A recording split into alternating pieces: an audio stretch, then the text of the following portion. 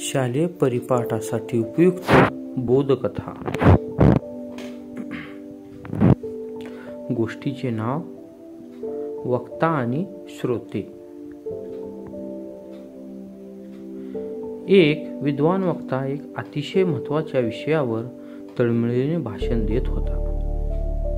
मात्र श्रोत्यांची चुळबुळ सुरू झाली। काही जण इकडे बघ तर काही जण रस्त्यावर खेळणाऱ्या लहान मुलांकडे बघत होते।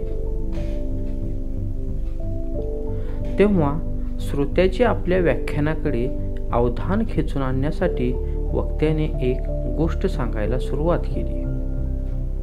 कथेची सुरुवात होताच जादूची कांडी फिरल्याप्रमाणे सर्व श्रोते अतिशय सावधपणे गोष्ट ऐकू लागले।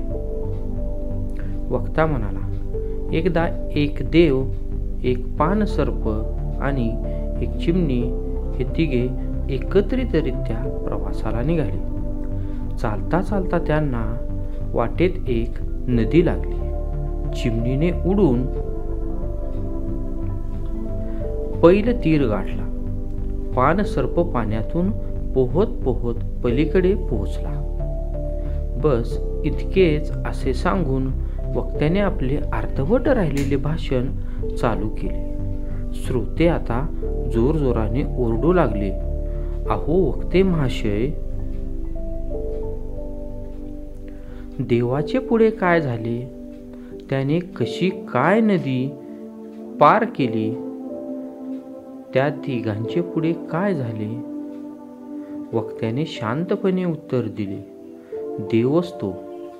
तेव्हा ती नदी पार करून जाण्याचे सामर्थ्य त्याच्या ठायी असणे साहजिकच आहे। तो पाण्यावरूनही चालत गेला असेल किंवा पाण्याला बाजूला सारून जाण्याची ताकद ही त्याच्यात होती, पण तो अलीकडच्याच तीरावर थांबला। श्रोत्यांनी मोठ्या उत्कंठेने विचारले की देवाने असे अलीकडेच थांबण्याचे कारण काय? यावर वक्ता म्हणाला, ज्या मूर्खांना महत्त्वाच्या विषयावरचे असणारे व्याख्यान न आवडता मनोरंजक गोष्टी आवडतात, त्या मूर्खांचा विचार करत देव नदी किनारी बसून आहे। जर तुम्ही या महत्त्वाच्या विषयाबद्दल माझे विचार ऐकून त्यावर काही उपाय केले व आपल्या राज्याला वाचविले तर देव निश्चित पलीकडच्या तीरावर निघून जाईल।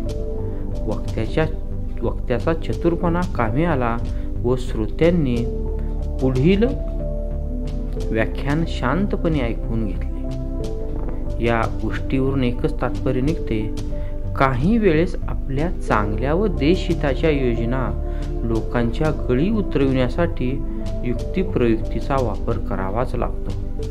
विद्यार्थी मित्रांनो, जर तुम्हाला अशाच आणखी नवनवीन बोधकथा पाहावयाच्या असतील तर माझ्या या चॅनलला नक्कीच सबस्क्राईब करा, लाईक करा।